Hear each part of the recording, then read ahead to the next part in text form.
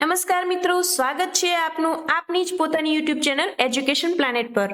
તો મિત્રો, આજે આપણે જોઈશું ધોરણ 3 પર્યાવરણની એકમ કસોટીની પ્રશ્ન બેંકનું સંપૂર્ણ સોલ્યુશન, જે તારીખ 4/1/2025 ના રોજ લેવાયું।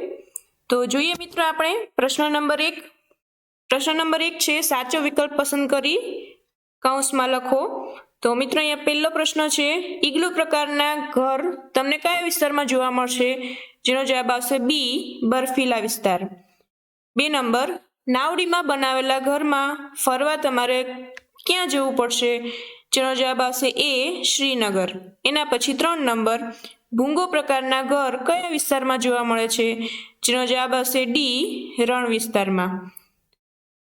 એના પછી આગળ જોઈએ 4 નંબર, તમે બહુમાળી મકાનમાં 11મા માળે રહો છો, તો ઘરે જવા માટે તમે શેનો ઉપયોગ કરશો? જેનો જવાબ આવશે ડી, લિફ્ટનો। એના પછી 5 નંબર, બદામ અને ઇલાયચીથી બનેલું કાશ્મીરના લોકોનું ખાસ પીણું કયું છે? જેનો જવાબ આવશે એ, કાહવા। 6 નંબર, હોડીમાં બનાવેલા ઘરને શું કહે છે? જેનો જવાબ આવશે બી, શિકારા। 7 નંબર, તંબુ બનાવવા માટે કઈ કઈ સામગ્રીની જરૂર પડશે? જેનો જવાબ આવશે બી, કપડું અને ખીલા। એના પછી 8 નંબર, જાડી દિવાલવાળા માટીના ઘર કયા રાજ્યમાં વધારે જોવા મળે છે? જેનો જવાબ આવશે બી, કાશ્મીર। એના પછી 9 નંબર, પાકું મકાન કઈ કઈ વસ્તુઓમાંથી બને છે? જેનો જવાબ આવશે સી, સિમેન્ટ, રેતી અને લોખંડ। એના પછી 10 નંબર, મકાનના સૌથી નીચેના ભાગને શું કહેવાય છે? જેનો જવાબ આવશે એ, ભોંયતળિયું। એના પછી 11 નંબર, અસમમાં જ્યાં વધુ વરસાદ પડે છે ત્યાં લોકો ઘરમાં જવા માટે શેનો ઉપયોગ કરે છે? જેનો જવાબ આવશે ડી, લાકડાની સીડી। એના પછી 12 નંબર, ચમેલીનું ઘર મનાલીમાં છે તો તે કયા વિસ્તારમાં રહેતી હશે? જેનો જવાબ આવશે બી, પર્વતીય। એના પછી 13 નંબર, કયું પ્રાણી રણ પ્રદેશનું વાહન છે? જેનો જવાબ આવશે સી, ઊંટ। 14 નંબર, દાલ સરોવર ક્યાં આવેલું છે? જેનો જવાબ આવશે એ, કાશ્મીર। એના પછી 15 નંબર, ભારતના કયા રાજ્યમાં સૌથી વધુ વરસાદ પડે છે? જેનો જવાબ આવશે ડી, આસામ। આગળ જોઈએ પ્રશ્ન નંબર 2, જેમાં કૌંસમાં આપેલ શબ્દોનું વર્ગીકરણ કરવાનું છે। અહીંયા તમને કૌંસમાં શબ્દો આપેલા છે, જેમાં પ્રાણીમાંથી મળતા અને વનસ્પતિમાંથી મળતા જે મળતી વસ્તુ છે એ અલગ પાડવાની છે આપણે। તો પ્રાણીમાંથી મળે છે મધ અને ઈંડા, વનસ્પતિમાંથી મકાઈ, પાલક અને ટામેટા। એના પછી બીજું જોઈએ, પ્રાણીમાંથી મળે છે દૂધ, માંસ અને માછલી, વનસ્પતિમાંથી મળે છે હળદર અને બટેટા। એના પછી 3 નંબર, જમીનની અંદર થતા શાકભાજી અને જમીનની બહાર થતા શાકભાજી અલગ પાડવાના છે, જેમાં જમીનની અંદર થતા શાકભાજીમાં આવશે મૂળા અને ગાજર, જમીનની બહાર થતા શાકભાજીમાં આવશે દૂધી, ભીંડો અને ટામેટા। એના પછી જોઈએ આપણે પ્રશ્ન નંબર 3, જોડકા જોડો, જેમાં એ અને બી પાર્ટ છે। પહેલામાં છે રણ પ્રદેશનું ઘર, જે આવશે ભૂંગો, બરફવાળા પ્રદેશનું ઘર, જેમાં આવશે ઇગ્લુ, હોડીમાં બનાવેલું ઘર જેને કહેવાય શિકારા, જંગલની મુસાફરી સમયે બનાવતું ઘર જેમાં આવશે તંબુ, અને મેદાન પ્રદેશનું ઘર જેમાં આવશે બહુમાળી ઘર। એના પછી બીજામાં છે ખૂબ જ ઓછો વરસાદ, તો એમાં આવશે રાજસ્થાન, ભારતનું પાટનગર, તો એમાં આવશે નવી દિલ્હી, ખૂબ જ વરસાદ પડે છે જેમાં આવશે અસમ, કાશ્મીરનું પીણું તો જેમાં આવશે કાહવા, પર્વતીય પ્રદેશ એમાં આવશે મનાલી। બરાબર છે। એના પછી ત્રીજા નંબરનું જોડકું છે, એમાં છે અસમ, તો એમાં આવશે વાંસના થાંભલા પર બનાવેલું ઘર, મનાલી એમાં આવશે પથ્થર અથવા લાકડાનું ઘર, રાજકોટ તો એમાં આવશે ઊંચી બિલ્ડિંગમાં આવેલું ઘર, રાજસ્થાન તો એમાં આવશે માટીનું મકાન, શ્રીનગર તો એમાં આવશે હાઉસબોટ। બરાબર છે।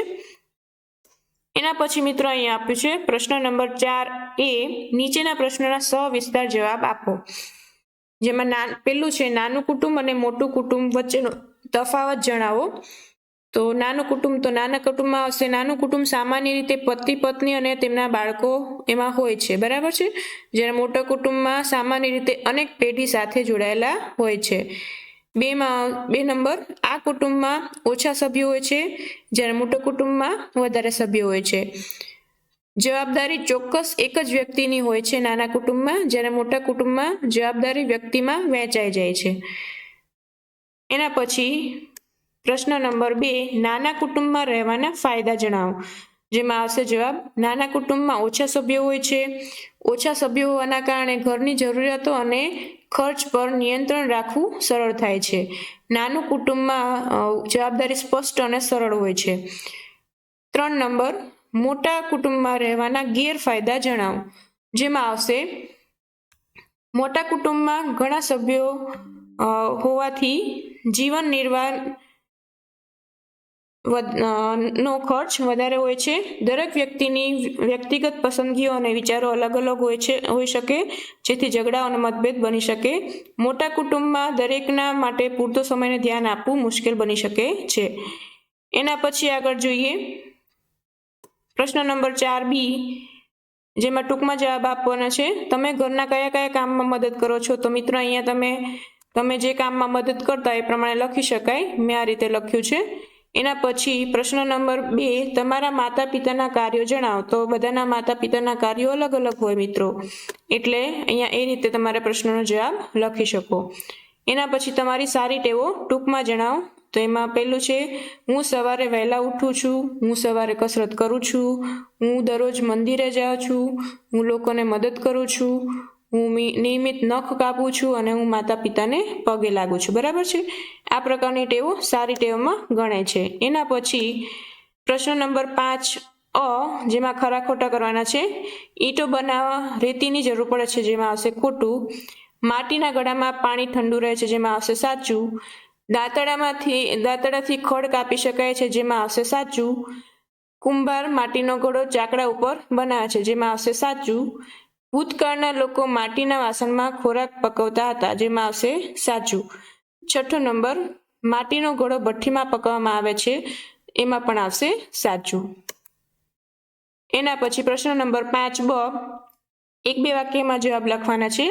પ્રશ્ન પહેલો, વર્તમાન સમયમાં લોકો ખોરાક શેના પર પકવે છે? એમાં આવશે, વર્તમાન સમયમાં લોકો ખોરાક ચૂલા પર પકવે છે. બીજો પ્રશ્ન, ભૂતકાળના લોકો માટીના કયા વાસણનો ઉપયોગ કરતા હતા? જેનો જવાબ આવશે, ભૂતકાળના લોકો માટીના ઘડા, માટલા, કુંડા, હાંડલા, તાવડી, તવી અને કોડિયા વગેરેનો ઉપયોગ કરતા હતા. 3 નંબરનો પ્રશ્ન, વર્તમાનમાં લોકો સ્ટીલના કયા વાસણનો ઉપયોગ કરે છે? તેમાં આવશે, વર્તમાનના લોકો સ્ટીલના વાસણો જેમ કે પાત્ર, થાળી, કપ, ચમચી, વાટકા, પ્યાલો, તપેલી વગેરેનો ઉપયોગ કરે છે. એના પછી 4 નંબર, માટીના કોડિયા કોણ બનાવે છે? જેનો જવાબ આવશે, માટીના કોડિયા કુંભાર બનાવે છે. એના પછી પ્રશ્ન નંબર 5, દાંતરડાનો ઉપયોગ લખો. જેમાં આવશે, દાંતરડાનો ઉપયોગ ઘાસ કાપવા અથવા ખડ કાપી શકાય છે. એના પછી 6 નંબર, માટીનો ઘડો બનાવવા જરૂરી 2 ચીજવસ્તુના નામ લખો. જેમાં આવશે માટી અને પાણી. 7 નંબર, માટલું અને ઈંટ શેમાંથી બનાવવામાં આવે છે? તો એમાં આવશે, માટલું અને ઈંટ માટીમાંથી બનાવવામાં આવે છે. એના પછી 8 નંબર, કોઈ પણ 2 વ્યવસાયકાર અથવા કારીગરના નામ લખો. જેમાં આવશે મોચી કે કડિયો. એના પછી 9 નંબર, દાંતરડું બનાવવા માટે તમે કોની પાસે જશો? તો એમાં આવશે, દાંતરડું બનાવવા માટે લુહાર પાસે જવું પડે. તો મિત્રો અહીંયા ધોરણ 3ની પર્યાવરણની એકમ કસોટીનું સંપૂર્ણ સોલ્યુશન પૂર્ણ થાય છે.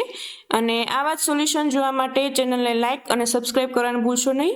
તો મળીએ નેક્સ્ટ વિડીયોમાં.